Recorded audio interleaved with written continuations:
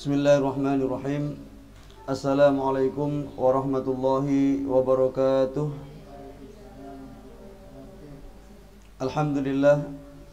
Alhamdulillahi wa kafa. Wassalatu wassalamu ala nabiyil mustafa. Allahumma salli ala Muhammad wa ala ali Muhammad. Allahumma hdina wahdi bina waj'alna sababan liman ihtada. Allahumma arinal haqqa haqqa warzuqna ittiba'ah wa arinal batila batila warzuqna istinabah. Allahumma kfina bihalalika an haramika wa aghnina bifadlika amman siwak, amma ba'd. Alhamdulillah, di pagi yang sejuk ini Allah Subhanahu wa taala perkenankan kita semuanya berkumpul di tempat yang paling mulia di muka bumi ini dalam rangka untuk mengkaji hadis-hadis Rasulullah sallallahu alaihi wasallam yang sebelumnya telah kita awali dan kita mulai dengan belajar Al-Qur'an. Mudah-mudahan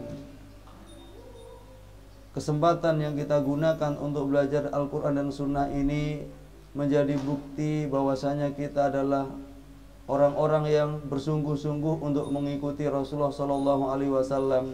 Dan mudah-mudahan kita semuanya akan mendapat keuntungan dari interaksi ini, yaitu yang pertama, tidak akan pernah sesat di dunia, dan yang kedua, akan diakui oleh Rasulullah SAW sebagai umatnya. Amin ya rabbal alamin. Salawat dan salam mudah-mudahan tercurah limpahkan kepada junjungan alam Nabi besar Muhammad sallallahu alaihi wasallam. Mudah-mudahan kita semua, pasangan-pasangan kita, anak-anak kita, orang tua kita yang telah mendahului kita, mudah-mudahan semuanya diakui oleh Rasulullah sebagai umatnya. Amin ya rabbal alamin. Kita akan masuk pada hadis yang ke-13, yaitu ukhuwatul iman wal islam, yaitu persaudaraan yang dibangun di atas pondasi keimanan dan keislaman. An Abi Hamzah Anas bin Malik radhiyallahu anhu khadimi Rasulillah sallallahu alaihi wasallam qala la yu'minu ahadukum hatta yuhibba li akhihi ma yuhibbu li nafsihi. Rawahul Bukhari wa Muslim. Dari Abi Hamzah Anas bin Malik radhiyallahu anhu, pelayan Rasulullah sallallahu alaihi wasallam, beliau bersabda, tidaklah kalian beriman sampai kalian mencintai saudaranya sebagaimana dia mencintai dirinya sendiri. Hadis riwayat Bukhari dan Muslim. Urgensi hadis ini, qala An-Nawawi rahimahullahu ta'ala fi syarhi li sahihi Muslim. Imam Nawawi memberikan komentar tentang hadis ini dalam syarah Muslim. Qala al-Imam al-Jalil Abu Muhammad Abdullah ibnu Abi Zaid Imamul Malikiyah bil Maghrib fi zamanihi. Seorang tokoh yang cukup dikenal, yaitu Abu Muhammad Abdullah bin Abi Zaid, sebagai pemimpin atau tokoh dari kalangan mazhab Malikiyah di Maghrib, ya, adalah tokoh mazhab Maliki pada zamannya, mengatakan jima'u adabil khairi yatafarra' min arba'ati hadits. Terkumpulnya adab-adab kebajikan itu bersumber dari 4 hadis atau bercabang dari 4 hadis, yaitu qaulun Nabi sallallahu alaihi wasallam. Yang pertama adalah sabda Rasulullah, man kana yu'minu billahi wal yaumil akhir falyakul khairan aw liyasmut. Siapa yang beriman kepada Allah dan hari akhir, hendaknya lah dia mengatakan perkataan yang baik atau diam. Kemudian sabda Rasulullah sallallahu alaihi wasallam, min husni islamil mar'i tarkuhu ma la ya'nihi. Di antara tanda baiknya keislaman seseorang adalah meninggalkan apa yang tidak bermanfaat untuk dirinya. Dan juga sabda Rasulullah sallallahu alaihi wasallam, illadzi ihtasara lahul wasiyah, ketika ada seorang yang minta wasiat kepadanya, beliau mengatakan la taghdab, ya, janganlah engkau marah. Kemudian yang terakhir adalah sabda Rasulullah sallallahu alaihi wasallam, la yu'minu ahadukum hatta yuhibba li akhihi ma yuhibbu li nafsihi. Tidak dikatakan orang di antara kalian beriman, atau tidak dikatakan tidak sempurna iman seseorang sampai dia mencintai dirinya, mencintai saudaranya sebagaimana dia mencintai dirinya sendiri. Ketika orang sudah beriman kepada Allah Subhanahu wa taala, kemudian tidak akan pernah mengatakan kecuali perkataan yang baik, kemudian juga dia tidak pernah melakukan sesuatu yang tidak bermanfaat, kemudian dia pandai menahan emosi, kemudian pada saat yang sama dia cinta kepada orang lain, tentu di sini telah terkumpul berbagai macam kebajikan dan kebaikan yang sangat-sangat sempurna. Wala'alla hadza huwa sir fi tiyari Nawawi rahimahullahu taala hadhil ahadits al-arba'ah. Barangkali inilah yang menjadi rahasia kenapa Imam Nawawi memilih hadis-hadis ini dalam kitabnya. Waqad marra bika ba'duha. Sebagian hadis-hadis telah kita bahas dan insyaallah selebihnya kita juga akan membahasnya. Wa qala al-Jarjani fi syarh al-Arba'in an-Nawawi. Al-Jarjani mengatakan dalam syarah Arba'in Nawawi, inna hadzal hadits qaidah min qawaidil Islam. Hadis ini adalah salah satu kaidah dari kaidah-kaidah agama Islam. Sehingga apa? Disinilah kemudian semua kita harus kembali mengevaluasi keimanan. Apakah iman yang terpatri dalam diri kita melalui keyakinan yang di hati, kemudian perkataan dengan lisan, kemudian perbuatan dengan anggota badan, itu sudah sanggup dirasakan oleh orang-orang di sekitar kita dalam bentuk kasih sayang yang kita berikan dengan tulus, ikhlas, tanpa pamrih, atau justru malah sebaliknya kita mengaku sebagai orang yang beriman tetapi masih menyimpan kebencian di dalam hati dan jiwa kita yang menyebabkan iman kita tertolak di hadapan Allah Subhanahu wa taala. Karena di antara karakter dasar orang yang bertakwa adalah wal kadhiminal ghaidha wal 'afina 'anil nas, yaitu orang-orang yang senantiasa menahan emosi dan memaafkan kesalahan orang lain tanpa syarat. Artinya apa? Artinya ketika kita ingin menuntaskan keimanan kita dengan ketakwaan, maka tidak boleh ada dendam dalam hati kita, tidak boleh ada kebencian, tidak boleh ada kedengkian, sehingga menyebabkan amalan-amalan yang membuat kita tidak akan sanggup untuk menahan dendam tersebut, tidak sanggup untuk menahan efek dari emosi tersebut, yaitu diantaranya orang akan suka memfitnah, orang akan suka membenci, dan orang akan membuat berita-berita bohong.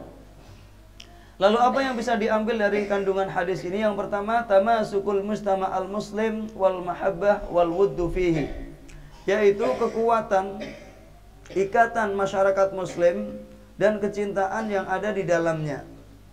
Yahdiful Islam an ya'ishan nasu jami'an mutawadina wa mutahabin. Di antara orientasi Islam adalah bagaimana orang-orang yang hidup di muka bumi ini semuanya hidup dalam kasih sayang dan sukacita. Yas'a kullu fardin minhum fi maslahatil jami' wa sa'adatil mujtama'. Sehingga setiap orang, setiap individu yang ada di komunitas semuanya berusaha untuk menciptakan terjadinya stabilitas masyarakat dan kebahagiaan kolektif. Hatta tasudul adalah, supaya apa? Ketika semua orang berusaha untuk membuat bagaimana saudaranya bahagia, tetangganya bahagia, pasti yang ada adalah apa? Keadilan yang merata. Watan tasyirut tuma'niyah fin nufus. Kemudian apa? Setiap orang itu memiliki jiwa yang tenang, sehingga tidak perlu ada yang perlu dikhawatirkan dalam kehidupannya. Wa yaqumu ta'awun wa tadhamun fima bainahum, sehingga terciptalah kerjasama dan saling menjamin di antara mereka. Nah, ketika kita sudah hidup saling menjamin, kita sudah hidup saling kerjasama, pasti orang yang tidak memiliki saudara atau jauh dari keluarga pasti nyaman hidup bersama kita. Permasalahannya adalah ketika ada orang hidup di satu tempat, kemudian sudah jauh dari saudara, memang di sekitarnya orang Islam, tetapi ternyata tidak ada nampak-nampak keislaman dalam perilaku harian mereka, sehingga tidak begitu perhatian kepada saudara dan tetangga yang ada di sekitarnya. Maka orang yang mengaku sebagai orang Islam, dia tidak boleh menjadi orang yang cuek dalam kehidupannya. Wala yatahaqqaq dzalika kullu, semua itu tidak akan pernah terrealisasi illa idza arada kullu fardin fil mujtama' li ghairi ma yuriduhu li nafsihi minas sa'adati wal khairi war raha. Semua itu tidak akan pernah terwujud kecuali ketika masing-masing individu yang ada di masyarakat tersebut berusaha untuk mencintai saudaranya atau memberikan sesuatu kepada saudaranya sebagaimana sesuatu yang diinginkan oleh dirinya. Misalnya, dirinya ingin bahagia, ingin kebajikan, ingin kebaikan, kemudian ingin kesejahteraan. Ketika setiap orang ingin saudaranya seperti itu, maka akan terciptalah berbagai macam kebahagiaan. Walidha, oleh karena ini semuanya, Nabi sallallahu alaihi wasallam yarbitu dzalika bil iman. Rasulullah ya mengikat itu semuanya dengan nilai-nilai keimanan. Wa yaj'alu khoslatan min khisalihi, dan itu di bagian dari apa? Sifat-sifat keimanan. Yang kedua, al-imanul kamil, iman yang sempurna. Inna asal iman yatahaqqaq bi tasdiqil qalbi al-jazim. Sesungguhnya pada dasarnya iman itu akan terwujud ya dengan apa? Bi tasdiqi al-qalbi al-jazim, ya. Membenarkan dengan hati, dengan pembenaran yang sempurna. Wa it'anuhu li rububiyyatillahi azza wajal. Kemudian apa? Ketundukan kepada Allah Subhanahu wa taala sebagai Rabb, pengatur dan pemilik. Wal i'tiqad bi baqiyatil arkan, kemudian meyakini rukun-rukun yang lainnya seperti iman kepada malaikat, iman kepada kitab Allah, kemudian iman kepada rasul-rasulnya, iman kepada hari akhir, dan iman kepada qada dan qadar. Wala yataqawwaqafu aslul iman ala syai'in siwa dzalik, dan pada dasarnya iman itu ya tidak berasal dasarnya kecuali dari hal yang telah disebutkan.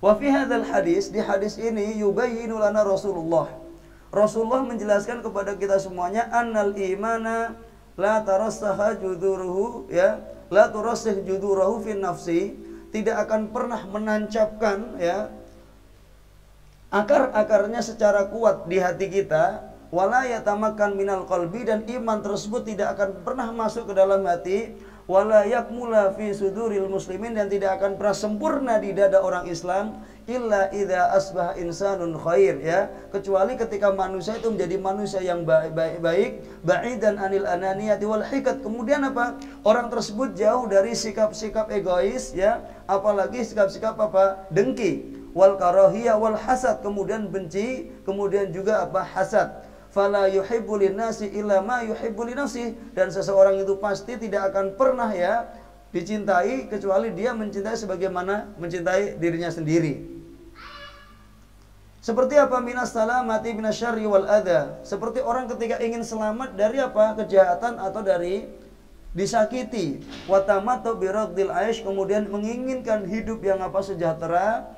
Wal fauzu biridwanillahi subhanahu wa ta'ala, mendapatkan kemenangan dengan apa? Dalam bentuk keridhaan Allah subhanahu wa ta'ala. Wal qurbu minhu jalla wa ala, dekat dengan Allah. Wa ma yuhaqqiq hadzal kamal fi nafsil mu'min, lalu apa saja yang membuat ini karakter ini apa? Sempurna di hati seorang muslim.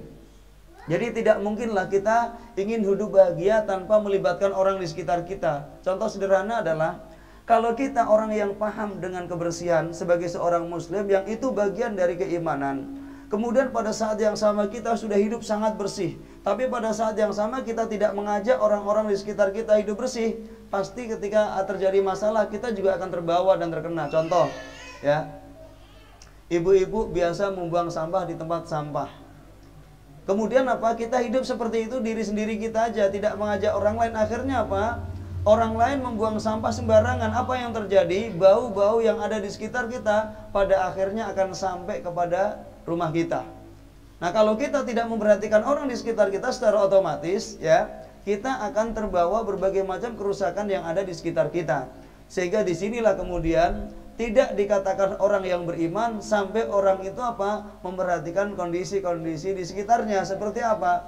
Ketika ada saudara kita kelaparan, kita harus apa? Ada empati dan membantu. Ketika ada saudara kita kesulitan, kita juga punya empati dan membantu. Nah, ketika kita tidak perhatian kepada mereka, maka dianggap tidak beriman atau tidak sempurna imannya. Maka tidak akan pernah ada egoisme dalam kehidupan seorang muslim.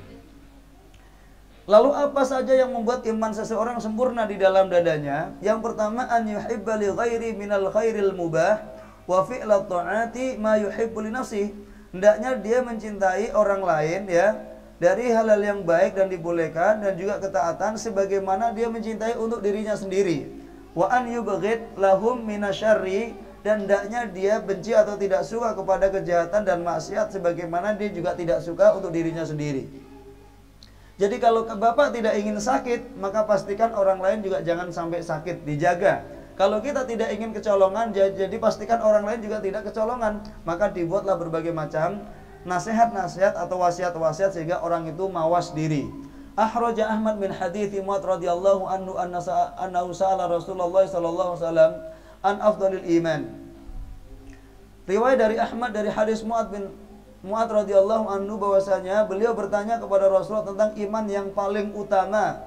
Faqala, Rasulullah mengatakan, antuhibba linnasi ma tuhibbu li nafsik, yaitu ketika engkau mencintai seseorang sebagaimana engkau mencintai dirimu sendiri, wa takrahu lahu ma yakrahu li nafsik, dan engkau juga membenci ya apa yang ada pada mereka sebagaimana engkau membenci kalau itu ada pada dirimu. Jadi artinya apa? Perilaku kita kepada siapapun yang di sekitar kita itu persis memperlakukan diri kita sendiri. Kalau sampai tingkat itu, Masya Allah, alangkah indahnya ya. Dimanapun kita berada, pasti orang akan nyaman bersama kita dan tidak perlu mencari tempat baru karena tidak suka sama tetangga. Sekarang gara-gara anak tetangga, Bu, kita bisa cari rumah yang baru. Ya gara-gara suami tetangga kita bisa nyari rumah yang baru. Gara-gara pekarangan tetangga bisa jadi kita nyari rumah yang baru juga. Kenapa? Rumah tetangga berantakan, kita malu dan seterusnya, atau apa berisik ya dan seterusnya. Ini kan fenomena, tapi ketika kita bisa menumbuhkan empati keimanan yang luar biasa, orang yang menjadi tetangga kita pasti akan berubah dengan total. Kita memberikan efek. Nah, kita pandai untuk berkomunikasi ya. Ketika ada tetangga misalnya belum menggunakan busana muslimah, kita akan dekat dengan dia, kita akan menyapa dengan dia, kita akan sering memberikan hadiah kepada dia, sehingga pada akhirnya dia begitu empati kepada kita, sehingga apapun yang kita sampaikan pasti tidak akan pernah ada pertentangan. Dan itu perlu proses ya. Itu juga saya lakukan ketika berinteraksi dengan saudara-saudara non muslim. Ya kan, begitu waktunya sholat dia malah ngasih tahu Ustaz waktu sholat. Kenapa? Karena dia tahu kita biasanya komitmen dengan waktu. Sehingga lagi main bulu tangkis misalnya, setengah jam sebelum sholat, Ustaz bilang setengah jam lagi sholat katanya, kita berhenti. Karena dia tahu komitmen kita, bahwasanya kita tidak akan meninggalkan sesuatu yang paling berharga dalam kehidupan kita, yaitu bermunajat kepada Allah yang telah ditentukan waktunya. Sehingga tidak perlu ada kata tidak enak. Sekarang ada orang punya keyakinan yang akan menyelamatkan dia di dunia maupun di akhirat, tapi bisa batal dan gagal hanya karena perasaan tidak enak. Ada nggak? Ya kan? Nggak enak, Tat. Emang kenapa? Ya kan dia gini-gini, kayak kemarin ada kasus seorang ibu punya bisnis di spanduk. Apa istilahnya, Pak? Printing ya. Kemudian di sampingnya ada gereja. Kemudian dia dipesani spanduk untuk memasang ucapan selamat hari Natal atau selamat hari raya Idul Fitri ucapan. Ya, kemudian atau dia memesan spanduk-spanduk mereka. Dia bertanya boleh nggak? Saya bilang tidak boleh. Kenapa? Itu sudah urusan apa? Urusan agama. Kalau udah urusan agama, lakum dinukum waliyatin, nggak ada urusan. Kenapa? Lah kan nggak enak loh. Kita tuh berbeda bukan hanya masalah spanduk. Ya, pasangan kita berbeda, pekerjaan kita berbeda, nggak ada masalah kan? Pernah nggak protes? Kenapa pasanganku tidak jadi pasanganmu? Nggak ada yang protes, nggak ada masalah. Lah kenapa sekarang masalah spanduk beda? Bahkan ada orang yang dimintai markup, ya markup. Jadi dia membuat spanduk itu harganya cuma 300.000, tapi dia pengen minta kwitansi seharga 600.000, kemudian terkait dengan kwitansi untuk laporan pemasangan. Saya bilang, Anda ikut memasang nggak? Enggak. Anda membuat menyediakan jasa pasangan tidak? Lah kenapa Anda mengeluarkan kwitansi seharga 600 padahal tidak termasuk dalam daftar itu Anda loh. Kalau tidak dari saya nanti dari mana lagi? Nanti dimarahin bosnya lah. Dia tidak tahu apakah yang masang itu dia atau orang lain dan uang itu dikeluarkan untuk masang spanduk atau tidak, kan Anda tidak tahu. Tetapi kalau di situ ada dosa, Anda ikut menanggungnya. Ya tapi sebenarnya saya juga berat, Ustaz. Ya harusnya memang berat dan tidak dilakukan. Kenapa berat tapi dilakukan? Ya kan sudah terbebani tapi dilakukan, dosanya double, Bu. Bebannya double. Pertama hatinya sudah menolak dan itu pasti tidak enak ya. Yang kedua dia dapat dosa. Masya Allah, bayangkan Bu, orang hidup tidak enak dengan hatinya karena tidak enak sama kawannya, ya perasaannya tadi. Sampai seperti itu. Kemudian yang kedua, an yastahid fi islahi akhil muslim. Berusaha semaksimal mungkin untuk membenahi, membantu menjadi solusi bagi saudaranya muslim. Idza ra'a minhu taksiran fi wajibi, ketika orang tersebut melihat bagaimana saudaranya itu kurang dalam menjalankan kewajibannya, atau nuksan fi dinihi, yaitu kurang dalam aktivitas agama. Jadi dibantu ya. Ketika ada orang tidak sholat tepat waktu, kenapa? Oh mungkin kerjaannya serabutan, ya kita kasih aja pekerjaan atau dikasih solusi-solusi, sehingga bisa menjalankan tepat waktu. Jangan cuma nyuruh-nyuruh tapi tidak ngasih solusi. Ada orang disuruh-suruh, lu ngapain? Ya sholat tidak tepat waktu, harusnya sholat tepat waktu supaya menjadi muslim yang sejati. Itu benar, tetapi sekarang pernah nggak kita empati terhadap kegiatan saudara-saudara kita? Mungkin di antara mereka belum paham tentang urgensi pentingnya sholat jamaah. Mungkin dia belum paham juga bahwasanya sholat itu menjadi karakter orang-orang yang beriman, bukan karakter orang-orang yang munafik, dan seterusnya. Sehingga ketika itu dijelaskan, kemudian menimbang bagaimana kondisi ya yang menyelimuti dirinya, sehingga memberikan solusi itu lebih mudah dan komunikasi lebih lancar. Jadi tidak hanya menuntut ya, karena orang berdakwah itu harus memberikan panduan dari awal sampai akhirnya, termasuk memberikan solusi dalam masalah pekerjaannya. Ya kayak kemarin ada seorang mu'alaf ya, masuk Islam, kemudian dia bekerja selama 1 bulan itu gajinya 1.600.000. Kerjanya nggak hitungan waktu, dari pagi sampai malam, jadi nggak ada waktu untuk istirahat.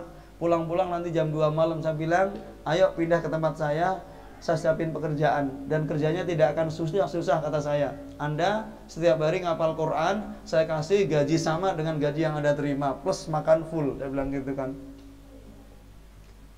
Jadi dia tidak perlu capek dari pagi kerja, tapi dia mendapatkan apa yang biasa dia kerjakan, yaitu gaji. Kemudian saya sediakan donaturnya, Pak. Ada seorang mu'alaf setiap bulan punya gaji 1.600.000. Bapak berani nggak menggaji mereka? Kemudian dia ngapal Quran. Siap Ustaz tuh. Pada siap Pak, ya kan? Jadi pekerjaannya berubah menjadi penghafal Quran, tidak perlu repot-repot, tidak perlu susah-susah, makan setiap waktu makan. Kemudian setiap bulan digaji minimal sesuai dengan gaji yang dia terima. Mau Bu begitu Bu? Halo? Ya kalau mau daftar aja gitu kan. Saya daftarnya sebagai mu'alaf. Soalnya kan boleh nerima zakat gitu. Bahkan begitu ada orang mu'alaf tadi langsung ada yang ngirim uang, Ustaz ini buat dia. Sampai seperti itu, begitu mudahnya kan jiwa-jiwa yang terketuk dengan keimanan tadi. Kemudian an yubadir ila insafi akhil muslimin nafsihi, yaitu berlaku objektif terhadap saudaranya. Jadi kalau kita melihat kekurangan saudara kita Bu, itu jangan pernah berusaha untuk menyalahkan dia, tapi yang pertama kali kita lakukan sebagai seorang mukmin dan muslim tadi adalah membenahi jiwa kita. Jangan-jangan kita punya andil dalam kekurangannya, ya kan? Kita kan belum apa-apa sudah menghakimi orang lain, ya kan? Sehingga jiwa dengki dan hasad akan cepat muncul kalau seperti itu. Jadi kalau ada orang kurang dalam sesuatu, mungkin kita punya andil. Jadi dulu yang dipersalahkan itu diri kita sendiri, jangan orang lain, ya kan? Wa yu'addi ilaihi huquqahu, kemudian memberikan hak-haknya sebagai seorang muslim. Kama yuhibbu an yantasifa li nafsihi min ghairi, sebagaimana dia berharap orang lain bersikap objektif kepada dirinya. Kan gini Pak, kadang-kadang kita punya alasan kenapa kita tidak sholat ke masjid. Kemudian dia ingin dimaklumi.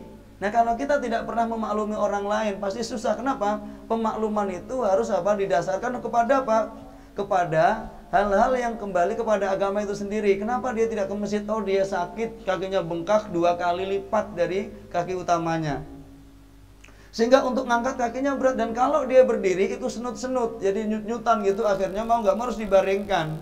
Nah berarti kalau saudaranya tadi tetap mengajak dia sholat ke masjid, paling tidak disediain ambulan khusus untuk ke masjid.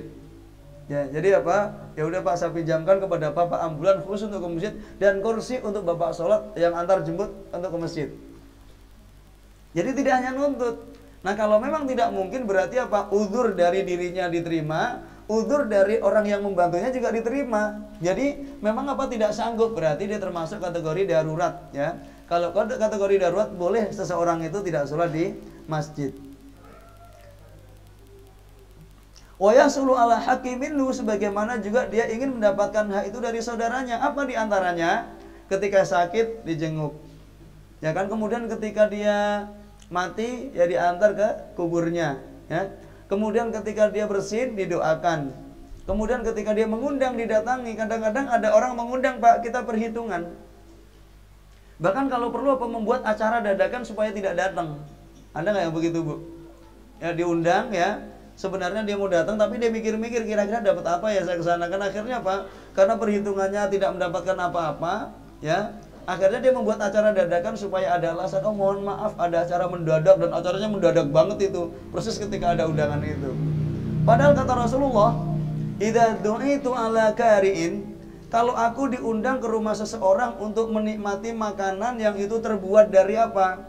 Dari kaki kambing atau kikil ya. Itu pasti aku datang. Artinya apa? Rasulullah tidak pernah menyepelekan undangan siapapun. Tidak pernah. Dan tidak pernah menghitung apakah ada manfaat secara ekonomi atau tidak. Karena apa? Menghadiri undangan yang itu tidak maksiat, hukumnya adalah wajib. Wajib, ya kan? Dan kalau kita tidak datang, pastikan kita memberikan alasan yang tidak dibuat secara dadakan. Ya, bilang aja, mohon maaf, ya misalnya apa? Ban mobil saya kempes, Mas. Ban mobil saya kempes dan ban motor saya kempes dan sudah saya apa? Saya siapkan dari tadi nggak bisa. Contohnya kemarin ada pemateri di tempat saya, dari rumah banyak keluar rumah banyak kempes. Ya kemudian sudah dibenerin di jalan kempes lagi. Kemudian nyari tukang ban ya, tambal ban nggak ketemu. Akhirnya ya sampai di jalan nggak bisa ngapa-ngapain. Ya akhirnya telat dan ngasih tahu, mohon maaf Ustaz, qadarullahu ma syaa fa'al, ya, sesuai dengan takdir Allah, saya tidak bisa datang ke sana dengan alasan A, B, C, D, E, F, G sampai Z. Jadi clear. Paling tidak membuat orang tidak suudzon kepada kita. Ya kan? Seperti itu. Kemudian Rawah Muslim an Abdullah bin Amr bin al-As radhiyallahu anhu an Nabi sallallahu alaihi wasallam qala man ahabba an yuzahziya 'anil nar. Nah, ini perhatikan, hadisnya luar biasa. Siapa yang ingin diselamatkan dari api neraka, wa yudkhilal jannah, dan dimasukkan ke dalam surga, falyatadrakhu man yatuhu wa huwa mu'minun billahi wal yaumil akhir wa ya'ti ilan nasi alladhi yuhibbu an yu'ta ilaihi. Siapa yang ingin diselamatkan dari api neraka, kemudian dimasukkan ke dalam surga, maka hendaknya dia menjalankan apa yang menjadi angan-angannya, niatnya, ya. Dan dia beriman kepada Allah dan hari akhir. Wa ya'ti ilan nas alladhi yuhibbu an yu'ta ilaihi, dan dia mendatangi orang yang dia ingin orang itu datang ke rumahnya. Jadi orang yang beriman itu selalu mengawali, bukan menunggu, bukan pasif, dia aktif. Kalau ia ingin dikunjungi, dia harus mengunjungi. Kalau dia ingin diberi, harus memberi. Karena kalau sekarang kita hitung dengan adat dan kebiasaan, kadang-kadang bertentangan dengan agama. Contoh, kalau kita di masyarakat Jawa itu, sebagai anak tertua, pengennya dikunjungi adik-adiknya. Nah begitu adiknya tidak kunjung, dia moh pokoknya enggak, ya kan? Aku yang paling tua, akulah yang harus didatangi. Akhirnya dia salah. Harusnya adik-adiknya juga mendapatkan pelajaran dari yang lebih tua. Dengan cara apalah? Kalau adiknya nggak pernah diajarkan, bagaimana adiknya akan sayang kepada dia? Akhirnya di sini ego bermain. Pokoknya tidak, walaupun rumahnya udah satu komplek, Bu, nggak pernah datang. Padahal adiknya tidak pernah mendapatkan ilmu tentang silaturahim. Ya kan? Sampai seperti itu ini terjadi. Jadi mosok iyo, aku yang tua, aku yang datang. Nah, kan mosok iyo. Padahal yang datang itu, kata Rasulullah, orang yang datang ke rumah saudaranya dalam rangka bersilaturahim hanya karena Allah menggugurkan dosa-dosa kecilnya. Allah menggugurkan dosa-dosa kecilnya.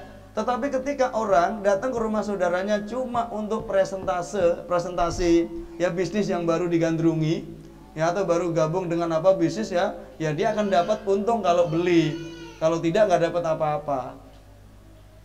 Makanya kalau datang ke rumah orang pertama kali silaturahimnya, maka itu perlu dijadwal. Karena bisa jadi anak-anak kita nanti juga ketika dewasa enggan untuk silaturahim, karena memang tidak pernah diajarkan. Bahkan kepada pamannya setelah bapaknya meninggal itu tidak kenal. Kepada omnya setelah ibunya meninggal tidak kenal. Bahkan ada dalam bab pembagian warisan kemarin. Jadi kan ada satu kasus, ada orang membagi warisan. Kemudian ada keluarga mereka diantaranya yang kurang mampu. kemudian dibantu oleh saudara-saudaranya yang sudah mampu, itu saja malah bukannya berterima kasih tapi marah. Iya, memang aku tidak mampu. Awas ya Le, kalau nanti kamu gede jangan pernah main ke rumah bibi-bibimu dan paman-pamanmu. Udah diajarkan sama orang tua, bahkan kalau main diancam. Nggak ridho kalau aku, ya nggak ridho aku kalau sampai kamu main ke rumah bulekmu, ya paklekmu dan seterusnya. Coba bayangkan seorang orang tua mengancam anaknya kalau silaturahim. Boleh nggak ancaman ini dilanggar? Boleh, ya karena apa? Ini melanggar aturan agama. Sedangkan kita akan memperlakukan orang tua sekafir apapun, dan kita tidak boleh hanya turut kepada kekafirannya. Selebihnya kita akan memperlakukan dia secara istimewa. Dan ini tidak mudah juga, karena kadang-kadang ketika orang sudah masuk Islam, misalnya orang tuanya kafir, begitu orang tuanya ngeyel gini-gini tetap aja ngotot. Jadi berantem antara nafsu dengan keyakinannya.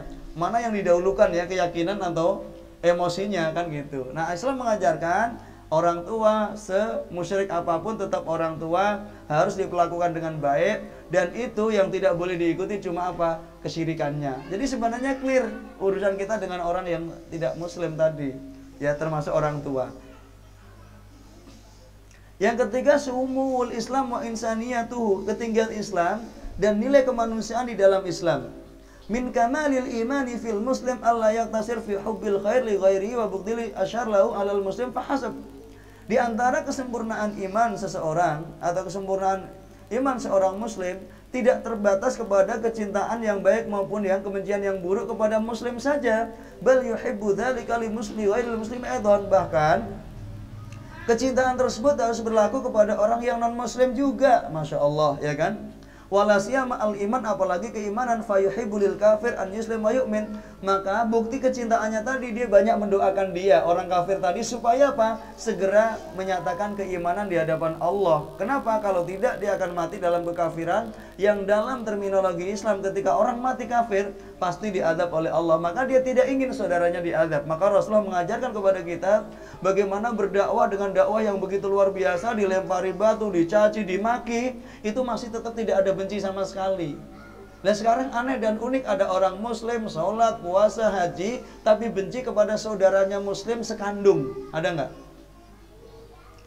Kok bisa? Kira-kira contoh nabinya tuh siapa gitu loh? Orang Islam, sholat, puasa, zakat, haji, ya, kemudian apa? Benci kepada saudara muslimnya sendiri dan satu darah, satu kandung. Satu ayah, satu ibu. Kok bisa? Ini pertanyaan aneh. Dari mana ajaran seperti itu? Kepada orang kafir aja kita diajarkan untuk mendoakan supaya mereka mendapatkan keimanan, tetapi kepada saudaranya jangan-jangan mendoakan, ya kan? Jangan-jangan mendatangi, sama sekali tidak suka. Ini terjadi. Kemarin saya nangani kasus seperti itu. Ya, saya ditelepon seseorang, Ustadz, ya Allah, Ustadz saya pusing, apa ya yang menyebabkan adik saya itu Ustadz S2, ya kemudian tokoh, tapi kalau dikasih tahu tuh kok nggak nyampe ya ilmu itu kan. Kepada saudaranya tuh tidak baik, membentak-bentak dan seterusnya, dan seperti kepada tetangganya tidak kenal sudah puluhan tahun. Saya bilang, ya mungkin tinggal dicek dari sisi makanannya, Bu. Karena ketika makanan orang tidak benar, statusnya apapun itu pasti tidak akan menerima kebenaran. Akhirnya dampaknya apa? Sombong. Dan orang ketika sombong pasti apa? Batrul haq wa ghamdun nas. Karakter dasarnya dia akan menolak kebenaran dan menyepelekan orang lain. Padahal kita dilarang untuk menyepelekan saudara-saudara kita, ya kan? Kata Rasulullah, la tahqiranna minal ma'rufi syai'an. Jangan pernah menyepelekan sesuatu sekecil apapun, walaupun hanya bertemu dengan saudara dengan muka berseri-seri. Kalau kita tidak bisa membantu, kita tidak bisa melayani, kita tidak bisa memberikan solusi, paling tidak kita mukanya senyum. Ya kan? Ternyata senyum juga sekarang susah, Bu. Apalagi musim hujan begini kan. Kenapa mau senyum gimana? Bajunya masih basah, habis disetrika supaya kering kan. Itu jadi susah senyum gitu. Nah, ini fenomena Pak yang luar biasa, Masya Allah. Lalu bagaimana senyum ketika menjelang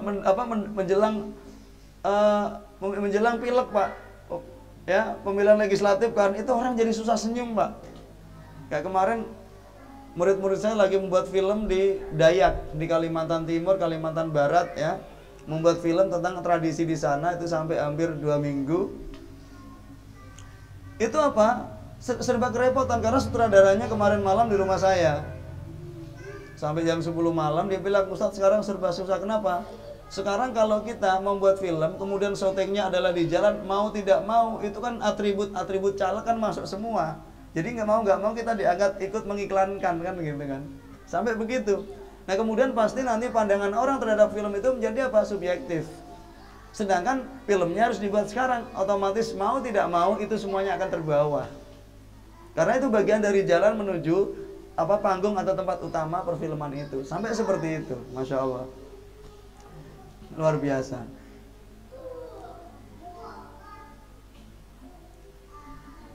Wayakrahu fi wayabda'u lahul kufru wal fusuk, dan dia tidak suka kepada kekafiran dan kefasikan. Maka ketidaksukaannya tadi dibuktikan dengan terus mendoakan dan mengajak supaya orang tidak kafir. Sekarang orang itu kepada kekafiran bencinya luar biasa, tapi tidak pernah punya solusi. Ya contohnya sederhana begini, pernah nggak kita membuat target, tahun ini saya akan mendekati 5 orang Kristen untuk saya Islamkan. Ada yang punya programnya nggak Pak? Sedangkan orang-orang Kristen berusaha untuk mendekati 10 orang Islam untuk dikristenkan. Dengan seluruh potensi yang mereka miliki, yang punya rumah sakit, ya, yang punya studio, yang punya TV, seterusnya punya target-target. Nah sekarang orang Islam, ya kan, tidak pernah berusaha untuk menyelamatkan orang dari kekafiran. Sehingga apa? Karena tidak ada usaha itu, yang terjadi apa? Yang terjadi berantem dengan saudaranya. Ya di masjid berantem, di musola berantem, di lembaga pendidikan berantem, di masyarakat berantem, di RT berantem, di RW berantem Pak. Di mana-mana saya lihat orang tuh berantem sekarang. Sehingga apa? Menyelesaikannya tidak susah. Dan ketika diajak kumpul nggak maunya ngomong di Facebook, ya kan? Diajak kopi darat nggak mau, ayo itu, ayo kita ketemu, kita samakan persepsi. Gua pokoknya nggak setuju lah. Belum apa-apa aja nggak setuju. Kalau kita ingin diterima pendapat kita, coba hargai pendapat orang lain. Masya Allah. Kemarin saya diskusi dengan orang Kristen tentang Nabi Yusuf. Saya minta dia menceritakan. Kemudian saya juga bercerita. Masya Allah, dia begitu terpesona. Coba sering-sering lihat lihat videonya Ahmad Didat ya. Itu kan begitu luar biasa, di hampir semua kitab Injil dikuasai. Dia dengan mudahnya mengislamkan orang, dan dia berjuang di lini itu, dan begitu luar biasa. Dan sekarang Ahmad Didat aja kita banyak yang nggak kenal kan. Apalagi sempat melihatnya. Sampai saat tadi malam saya memperhatikan bagaimana dahsyatnya, atau seorang pemuda yang belajar di Amerika yang sanggup mengislamkan satu gereja, ya kan. Itu kan luar biasa. Sekarang kita satu orang, kita ketemu orang Kristen udah benci duluan. Lihat anjingnya aja benci kita. Padahal anjingnya kan nggak ada masalah buat kita kan, ya kan. Akhirnya kalau berdua dilemparin, awas ya lah. Kepada semua yang dimiliki orang Kristen dia benci, aneh. Harusnya didatangi, dikasih tahu, dikasih hadiah Quran. Ini adalah kitab petunjuk gitu kan. Lah mereka datang ke rumah-rumah Pak, itu ngasih Injil loh. Ya di Sentul City itu datang rumah ke rumah, bahkan ada aliran baru, agama baru itu datang setiap hari. Lah ada orang Muslim diketuk orang, diajak ke masjid aja marah-marah. Ya kan? Apa Pak? Emang Bapak doang yang ke masjid? Saya juga ke masjid. Nanti tapi kan sekarang ada jamaah tablik yang suka keliling gitu kan. Ya, kalau kita belum bisa mengikuti ya nggak usah membenci gitu loh. Kenapa? Dia udah datang jauh-jauh tuh, ada yang dari Jawa Timur, dari mana-mana kan. Paling tidak kita kasih senyum lah. Oh mohon maaf Pak, saya memang Muslim, tapi masih beginilah, saya masih mau di rumah dulu jamaah sama istri saya. Oh nggak apa-apa kan begitu kan. Yang penting jawabannya enak gitu kan. Ini apa itu? Awas, hati-hati, ada aliran sesat. Sesatnya di mana orang ngajak masjid sesat? Itu nggak layak dia ngajak. Wong dia itu Masya Allah jamaah tabligh saya katakan hebat kalau ngajak. Orang Kristen diketuk diajak ke masjid Pak. Yang bingung siapa? RT-nya.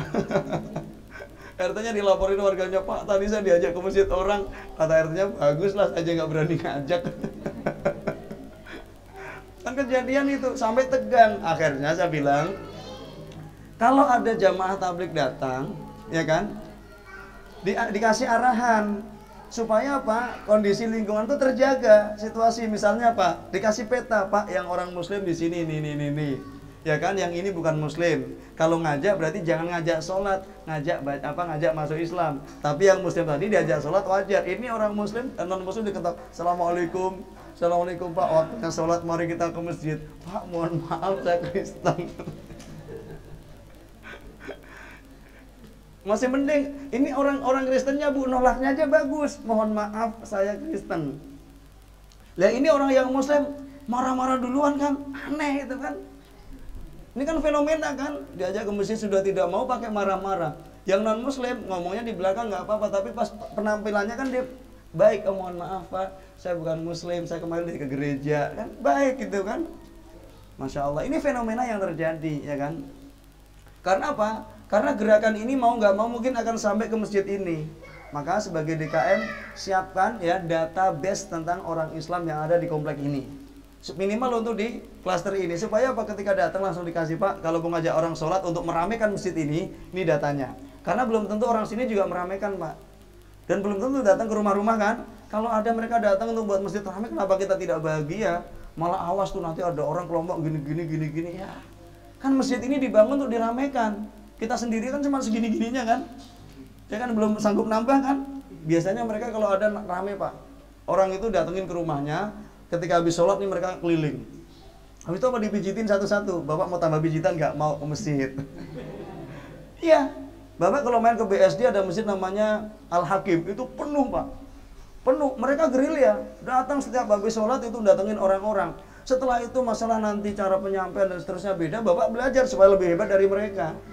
Ya kalau perlu Bapak membuat presentasi. Mereka kan mampunya cuma itu. Mereka cuma mampu mengajak, setelah sampai di masjid Bapaklah yang ngelola mereka. Dikasih materi-materi yang luar biasa. Dan sekarang ngajak tidak. Ya kan meramaikan tidak. Kemudian apa? Kemudian membuat orang lain datang tidak. Suka sama orang yang ngajak juga tidak. Sebenarnya kita ini siapa? Gitu loh. Itu aja pertanyaannya. Ya kan? Apalagi nanti masuk diskusinya di rumah sama istrinya. Itu ada orang kayak gitu Pak, Bapak jangan kayak gitu ya. Wah, Bapak jangan ngajak orang ke masjid. Kan aneh gitu Pak.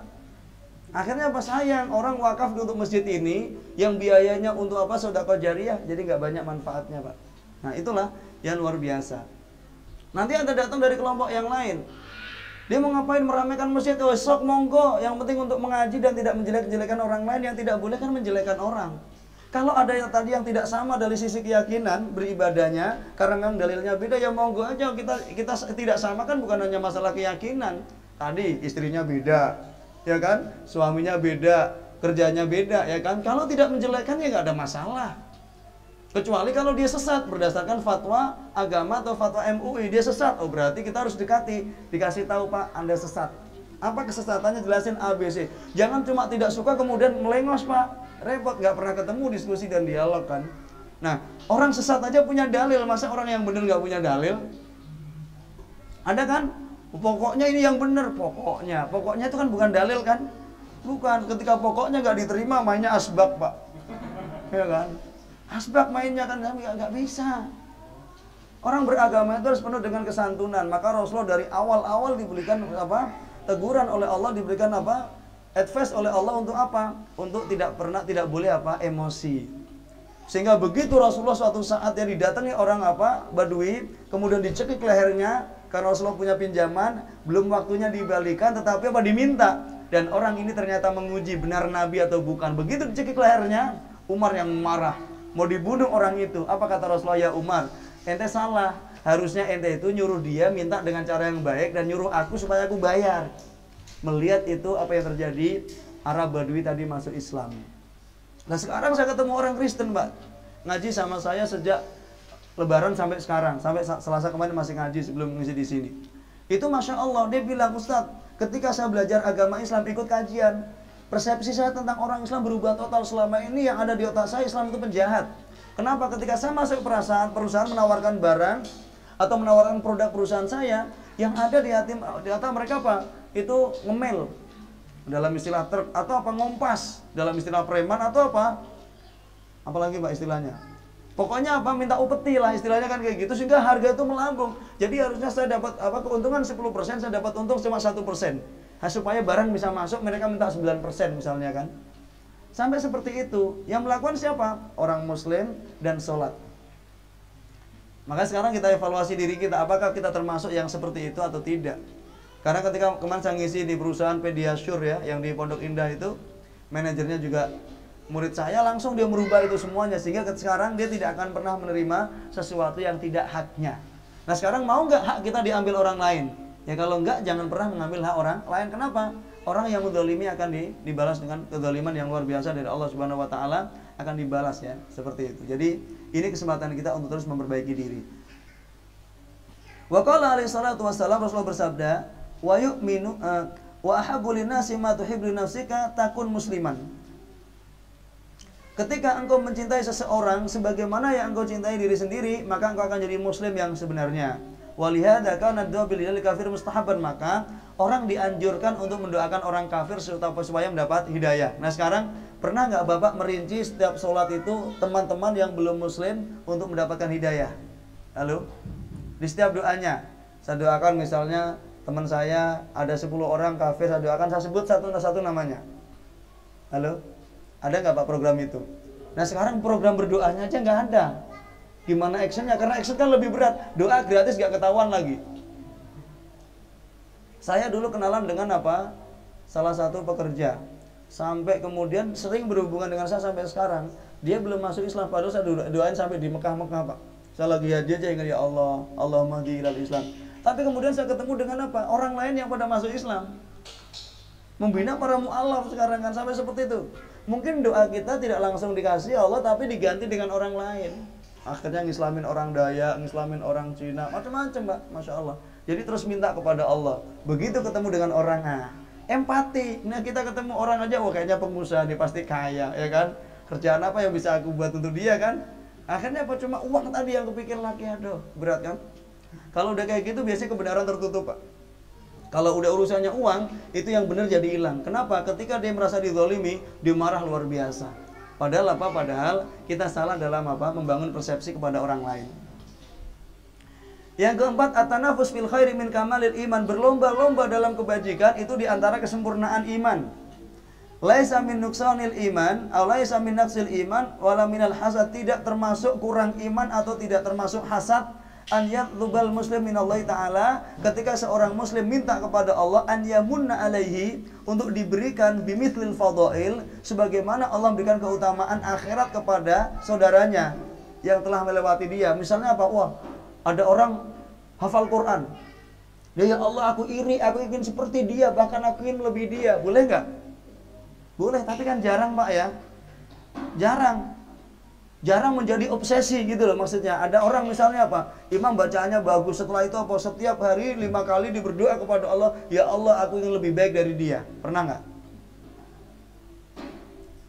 Ini aja dulu yang gratis-gratis dulu, jangan yang susah-susah dulu. Kalau orang sampai S3 kita mintanya kan susah Pak. Dokter misalnya kan, ya Allah aku ingin seperti dia. Kita masih SD misalnya kan, lulus SD. Lama kali perjalanannya, tapi kalau untuk seperti dia supaya aku bisa baca, berarti tinggal meluangkan waktu. Lebih mudah dan gratis. Tapi yang ini kan mahal, susah. Kan tidak mungkin Bapak di rumah aja tiba-tiba dapat gelar apa? Doktor, dikasih hadiah. Nggak bisa Pak. Kecuali Bapak punya apa? Tanah yang luas dihadiahkan kepada orang apa?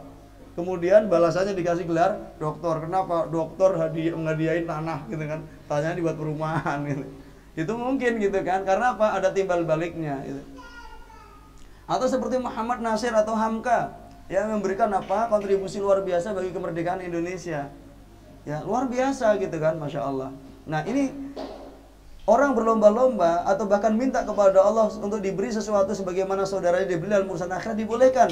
Wa yazid anil haqufiyah. Bahkan dia berusaha semaksimal mungkin untuk apa? Mengejarnya. Bal dzalika min kamalil iman, bahkan itu bagian dari kesempurnaan iman. Wa mimma qalahu Allah Ta'ala wa fi dzalika, pada yang demikian itu falyatanafasil mutanafisun, hendaknya kalian apa? Berlomba-lomba. Yang kelima, al-mujtama al-fadil thamratun min thamaratil iman.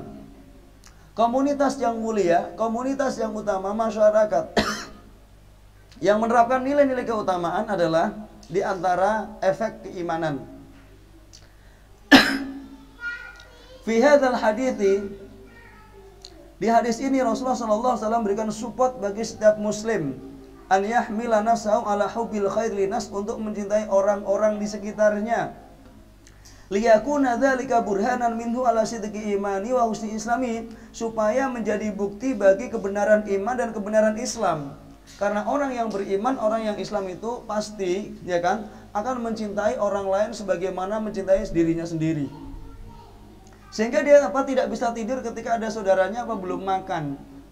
Tidak bisa tidur ketika ada saudaranya susah. Tapi yang dibangun di masyarakat kapitalis, komunis, dan juga apa, sosialis, itu kan nggak peduli saudaranya mau makan atau tidak, bukan urusan saya. Tetapi dalam Islam itu akan dipertanggungjawabkan sampai akhirat. Akan dipertanggungjawabkan. Maka tidak boleh orang apa hidup egois.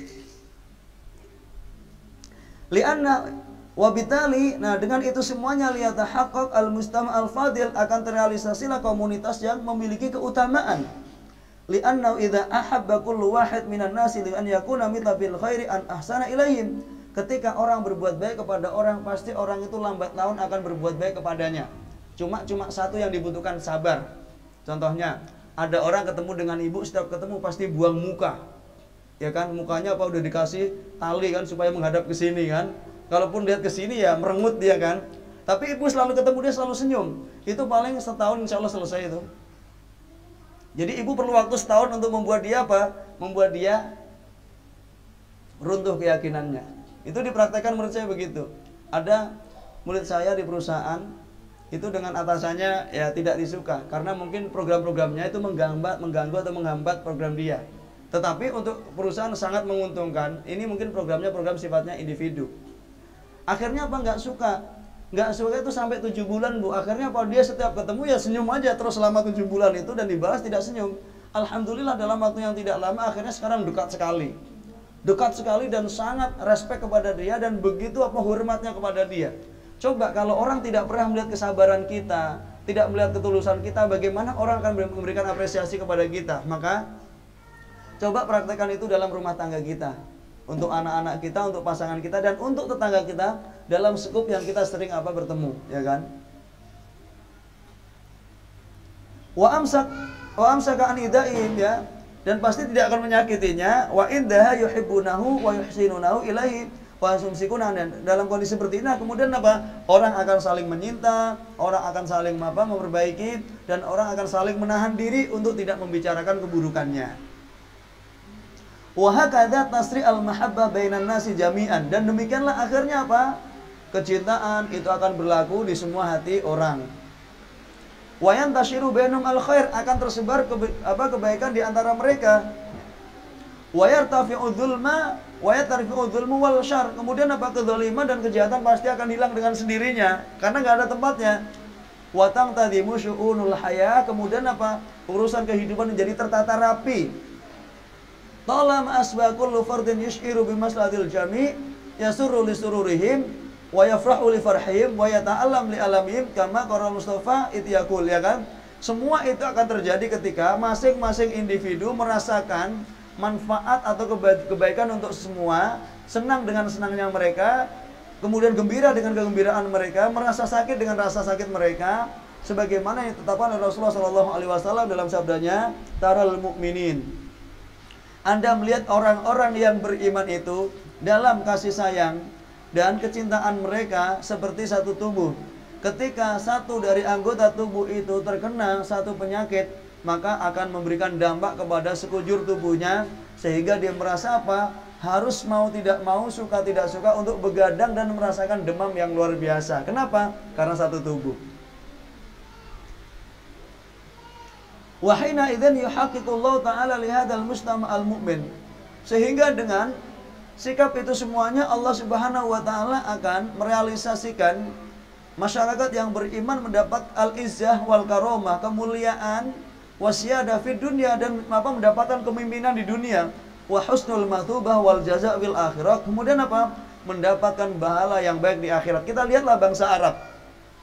Sebelum datangnya Islam, Pak, tidak dikenal dalam peradaban yang ada. Peradaban Yunani, Romawi, Persia, India, Cina, nggak dikenal peradaban bangsa Arab. Kenapa? Mereka masyarakat nomaden yang senangnya itu berperang antar kabilah.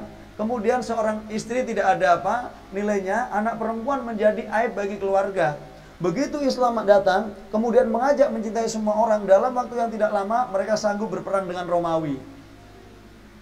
Sanggup berperang dengan Romawi, ya kan? Sanggup berperang dengan Persia, sanggup berperang dengan seluruh kekuatan pada waktu itu.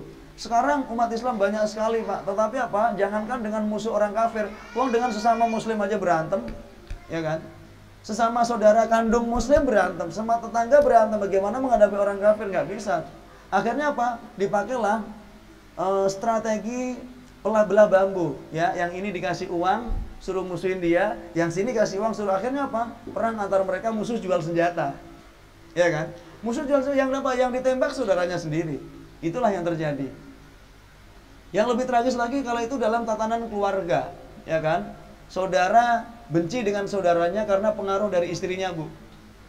Ya kan? Jadi istrinya, ayo kamu dapat warisan banyak, minta yang banyak, ayo kan gitu kan. Akhirnya apa? Saudaranya tadi berantem antar saudara. Karena apa? Dipengaruhi oleh keluarga mertuanya, ya kan? Sampai seperti, dan itu terjadi sampai seorang ibu melihat anaknya laki-laki 2 orang berantem sampai ibu itu meninggal di hadapannya. Kemudian apa?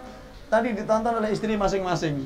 Yang satu di kamar situ, yang satu anaknya berantem, ibunya ngelihat di tangga langsung mati. Terjadi dalam satu rumah. Ini kasus yang saya tangani, ya kan? Sampai seperti itu.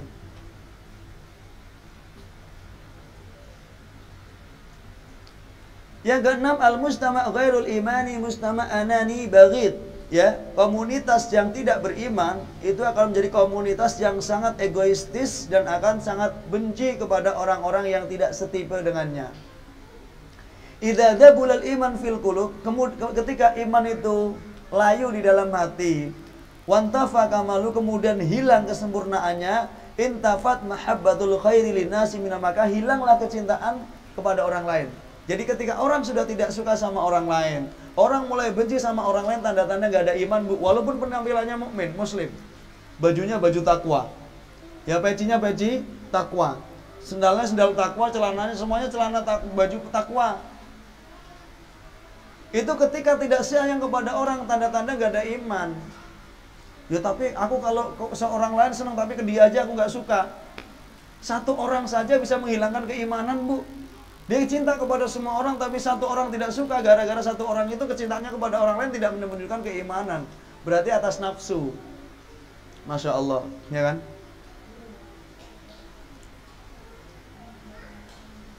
Wahalla mahallu al-hasadu wa niyatul ghish. Kemudian ketika iman kabur dari hati seseorang, maka akan ditempati oleh apa? Hasad. Dan niat untuk apa? Niat untuk menipu. Wa tamakkanat al-ananiyah fil mujtama', sehingga egoistis tadi akan menempati posisi yang luar biasa. Wa asbahan nasu dhi'aban basyariyah, maka mereka menjadi serigala-serigala manusia, ya kan? Wa fasadatil haya, rusak kehidupan. Wa sadadzulmu, kemudian apa? Kedzaliman akan tersebar di mana-mana. Wa taghalghalal hiqdu wal maqt, kemudian masuk secara bertahap, ya, kedengkian dan kebencian. Wa ammatil karahiyatu wal bughd, kemudian apa? Akan tersebar di mana-mana kebencian tadi. Wantabaqa ala mithli hadzal mujtama', maka kemudian masyarakat seperti ini akan tersifati sebagaimana firman Allah Subhanahu wa taala, amwatun ghairu ahya, mereka adalah mayat-mayat yang tidak hidup. Wa ma yash'uruna ayyana yub'atsun, dan mereka tidak sadar kapan mereka akan dibangkitkan. Ingat, ketika kita mati masih ada kedengkian, ketika kita meninggal masih ada kesombongan, itu akan sulit untuk masuk ke dalam surga. Karena Rasulullah mengatakan, la yadkhulul jannah, tidak akan pernah masuk surga, maka nafil qalbihi mithqala habbatin min khardal min kibr, ketika orang dalam hatinya ada kesombongan walaupun sebesar biji sawi. Biji sawi itu besar atau kecil, Pak? Kalau itu ada di hati seseorang, tidak akan pernah bisa masuk surga sampai kesombongannya itu dihilangkan oleh Allah dengan neraka, disiksa. Permasalahannya, sebesar biji sawi tadi, itu kembangnya akan banyak, bunganya akan banyak. Orang ketika sudah sombong, gak nerima kebenaran, gak mau dinasehati. Nah, tidak menerima kebenaran itu kan sudah aib yang luar biasa dan akan terus berkembang. Apalagi di musim hujan, wah luar biasa. Lingkungannya membentuk dia untuk menjadi orang sombong. Selanjutnya wa'afad al-hadith. Hadis ini juga memberikan faedah kepada kita. Al-hatu ala tilafi qulubin nas, ya. Support untuk menyatukan hati manusia. Wal amal ala intidami ahwalihi, berusaha untuk bagaimana tatanan sosial kemasyarakatan menjadi baik. Wa hadza min ahammi majar Islam min ajli wasailain. Inilah ya kenapa Islam diturunkan dalam rangka untuk menyatukan hati manusia. supaya manusia saling mencintai dan mereka hidup dalam kondisi aman dan damai. At-tanfir minal hasad, ya. Kita dianjurkan untuk menghindari hasad. Li'annahu yatanafa ma'akau, ini bertentangan dengan kesempurnaan iman. Fa innal hasid yakrahu an yafuqahu ahadun fi khairin aw yusawi fihi. Karena orang yang hasad atau dengki pasti tidak suka ketika ada orang yang mengunggulinya. Pasti dia akan apa? Kecewa berat. Bal rubbama tamanna zawalahu anhu walau lam yasir ilahi. Bahkan bisa jadi orang yang dengki itu berdoa supaya apa? Supaya nikmat yang didapatkan orang lain itu hilang. Kalau bisa sampai kepada dirinya, ya Allah mudah-mudahan itu gak lama itu mobil, ya Allah mudah-mudahan gak lama itu rumah, ya Allah mudah-mudahan itu pasangan supaya apa? Cerai misalnya kan. Jadi apa? Hasad. Mintanya sama Allah kan, gitu kan. Masya Allah. Sehingga apa? Ini yang perlu kita tata dalam rumah tangga kita untuk terus membenahi diri dan keluarga. Yang terakhir adalah al-imanu yazidu wa yanqus. Keimanan itu akan terus bertambah dan terus berkurang. Terus bertambah dengan apa? Dengan ketaatan dan kurang dengan kemaksiatan. Berarti kalau kita ingin mengukur di dalam diri kita ada iman atau tidak, berarti tinggal dievaluasi selama 24 jam terakhir apa yang kita lakukan. Ketika orang sudah mulai marah-marah, itu dievaluasi amalan-amalannya. Lebih banyak ketaatan atau lebih banyak kemaksiatan. Karena semua perbuatan tadi akan punya dampak turunan langsung dalam kehidupannya sehari-hari. Ya, itu saja, mudah-mudahan ada manfaatnya. Mudah-mudahan kita terus membuat perubahan-perubahan dalam hidup ini ke arah yang lebih baik, terutama untuk diri dan keluarga dan masyarakat sekitar, sehingga harapannya dimanapun kita berada, kita akan menjadi magnet kebaikan, sehingga membuat orang di sekitar kita mendapat hidayah dari Allah Subhanahu wa taala. Amin ya rabbal alamin. Subhanakallahumma wa bihamdika asyhadu an la ilaha illa anta astaghfiruka wa atubu ilaik. Assalamualaikum warahmatullahi wabarakatuh.